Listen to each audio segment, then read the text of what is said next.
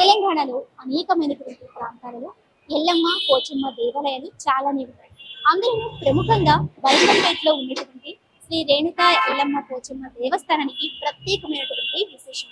మరి భక్తుల యొక్క కొంగు బంగారమై కోరిన కోరికలు తీర్చే ఎల్లమ్మ విశేషాలని ఇక్కడ ఉన్నటువంటి భక్తుల మాటల్లోనే తెలుసుకుందాం. అమ్మ నమస్తే. నమస్తే మేడం. మీ పేరు?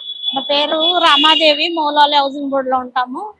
అయితే ఏంటంటే మా నాన్నమ్మ వాళ్ళు వయసులో ఉన్న కాడ నుంచి మా బాయిలు ఉండనంట అమ్మవారు. ఇక రోజు రోజుకు డెవలప్ కాగా ఇక అమ్మవారిని అనేది మార్చేసిండు.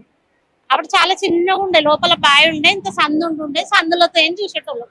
మీరు చూసారా? మేము చూసినాం మేడం. చిన్న చిన్న 6 ఏళ్ళు 8 ఏళ్ళు 10 ఏళ్ళ వరకు ఎప్పుడు ఇష్టం ఉంటే అప్పుడు వస్తాం. ఇంటి దగ్గర ఏమైనా గొడవలు ఏమైనా బాధ ఉంటే కొంచెం తృప్తి ఉండాలంటే ఇక్కడ వచ్చి దర్శనం చేసుకొని అమ్మవారితో కూర్చొని చేసి ఇంటికి వెళ్తాం మేము.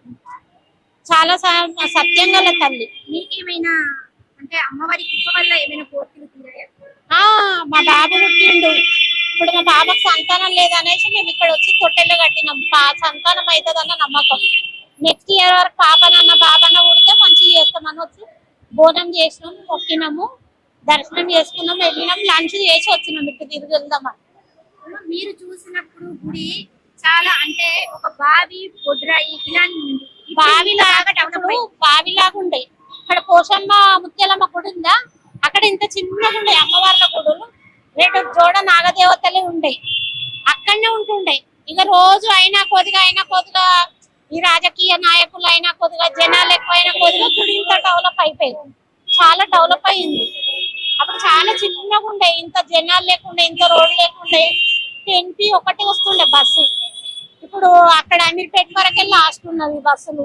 అక్కడికైనా ఇక్కడ ఆటోలు వస్తాం, ఇష్టం ఉంటే నడుచుకుంటూ వస్తాం, నడుచుకుంటూ వెళ్తాం. అమీర్పేట దగ్గర బస్సు ఎక్కుతాం. అట్లా అని చాలా పవర్ఫుల్ దేవత మాకు. తెలంగాణ మొత్తం ఏమో చాలా పవర్ఫుల్ దేవత మాకు. అలాగే మరి మీరు చూసినప్పుడు అమ్మవారి దేవాలయం వేరు, ఇప్పుడు ఇంత బాగా డెవలప్ అనిపిస్తుంది. ఇక సంతోషము. ఆమె ఎదుగుతుంది, మమ్మల్ని కూడా అట్లనే ఎదగాలని ఆమెను మొక్కుతున్నాము. నువ్వు ఎట్లా ఎదుగుతున్నావు, మమ్మల్ని ఎట్లా ఎదిగేయాలంటే ఆమె అవుతున్నది, మమ్మల్ని కూడా పైకి తెస్తుంది. గుళ్ళో ఉన్నటువంటి సౌకర్యాలన్నీ కూడా బాగున్నాయి. బాగుంటాయి మేడం, బాగుంటది. ఏంటంటే అప్పుడు చిన్నగా ఉండే, ఎవరంతకు వాళ్ళు వెళ్ళేటోళ్ళము.